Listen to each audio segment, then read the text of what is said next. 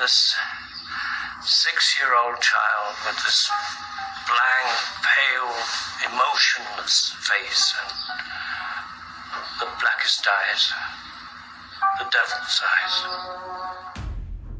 Hello my fellow horror whores, welcome to Me, Myself and a Movie, where horror is happiness. And today I'm kicking off my Halloween review series with John Carpenter's original 1978 Halloween. Now I can't kick off this review without talking about the simplistic approach that John Carpenter and Deborah Hill went for with this movie. It is a very simplistic concept, and it is that simplistic concept that makes this movie still to this day so unique. It tells the story of a young Michael Myers, for reasons unknown, one night on Halloween, snapping and killing his older sister. And then 15 years later, after not uttering a word in an insane asylum, he returns to Haddonfield. Now, it is my understanding that they had a very low budget for this movie, and the concept that they came up with was literally just a movie set on Halloween night where somebody is stalking babysitters and kills them. And I do actually believe it was called The Babysitter Murders to begin with. Don't quote me on that, but I'm sure I read that somewhere. And then they just wanted to just call it Halloween, and again it fits with that simplicity that they were going for. It's just called Halloween, it's just a movie set on Halloween night, it's a guy stalking babysitters and killing them. And this movie, without a shadow of a doubt, definitely paved the way for all of the movies that followed in the slasher genre. Now, this is obviously our first introduction to Michael, our first introduction to the shape and what he is. And they find that perfect balance between human and supernatural. He's there, but he's not. He's in the shadows. Then he's over there. Then he's there. How does he do it?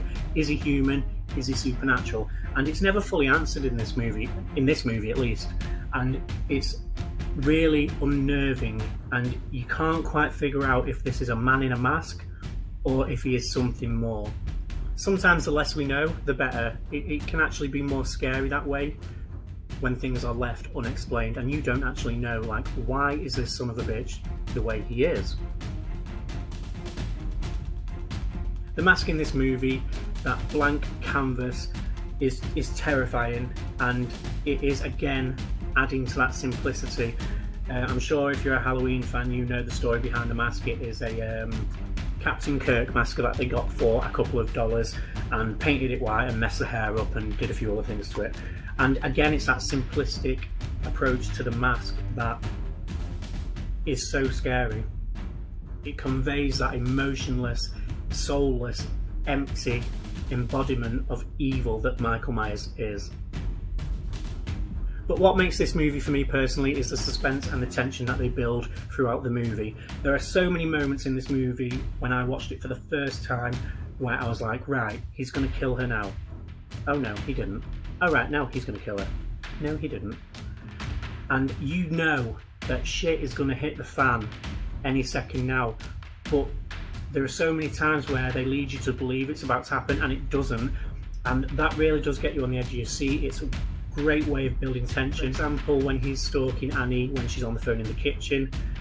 And it's that suspense that really does build this final act up, because you think he's going to start killing and he doesn't. He is stalking, he's watching his victims, he's almost studying them and almost working them out and how they go about their day-to-day life before he ends their life.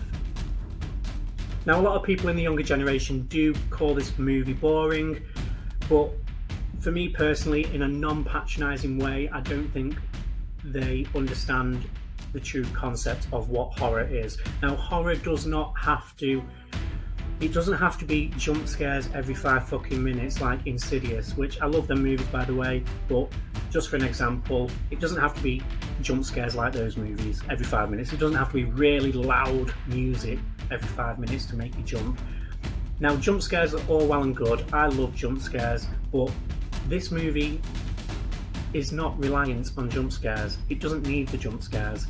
What makes this movie a horror movie for me is that suspense, is that tension, is that feeling of impending doom. You know watching this movie that shit is gonna hit the fan, but you don't know when. And that is what makes it so fucking scary for me. Speaking of music, I almost forgot then, how the hell could I forget? The score in this movie is amazing, obviously by John Carpenter.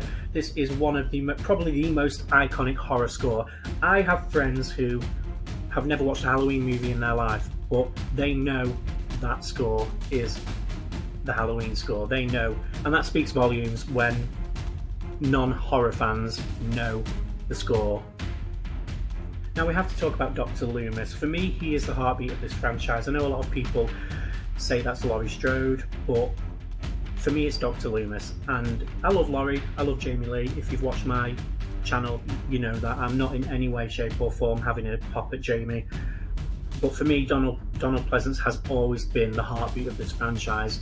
He is the one, he's the one that tries to contain the evil. He's the one that tells us what has come to Haddonfield. You know, he spends his entire career trying to contain that evil, and when that evil escapes, he's the one that is telling us why we should be afraid, what has come to Haddonfield. He's the one telling us that shit is going to go down, bad things are about to happen if you do not do something about it. And it's actually Loomis who, he helps us to become afraid of Michael, and it's his portrayal by Donald Pleasence.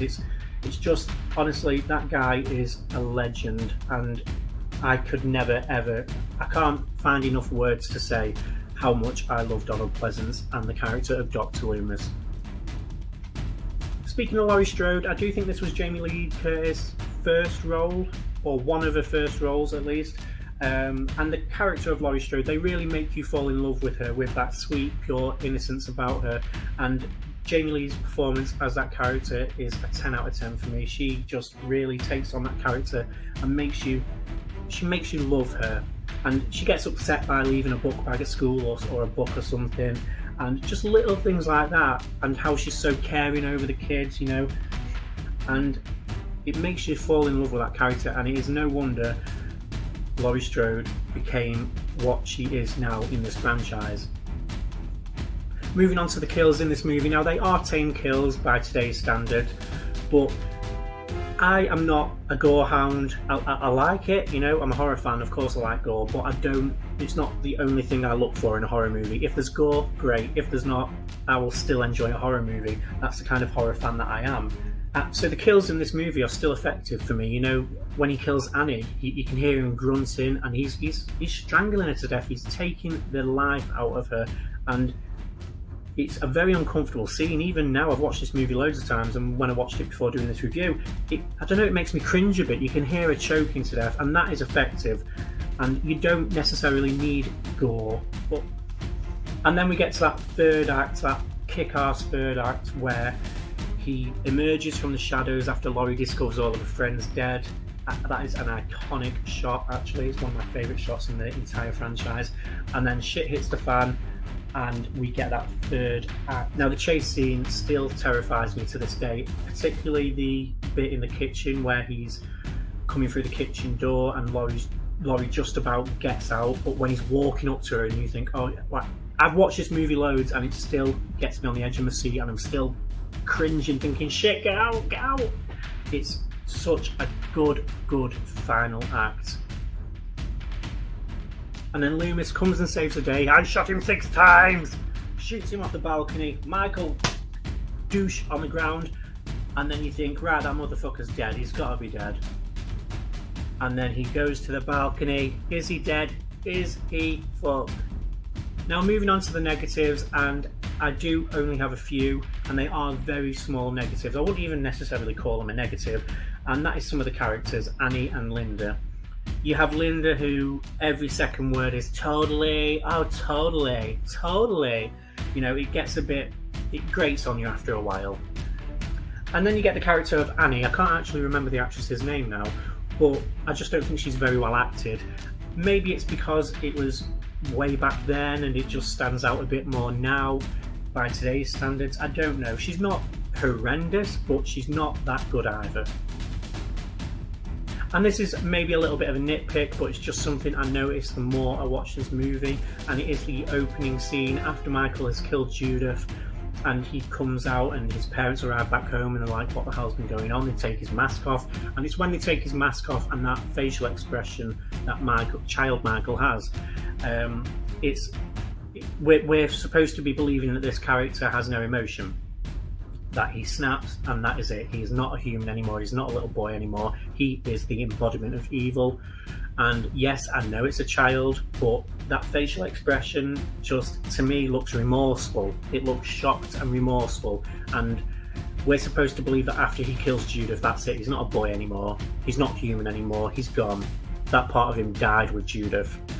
So it's just that facial expression for me. That is a very, very small nitpick though, guys. You know, it's not something that sticks out like a sore thumb. It's just something, the more that I watch it, the more that I notice it. So that is it for today, guys. Thank you so much for watching. I am going to score this movie a 4.5 out of 5.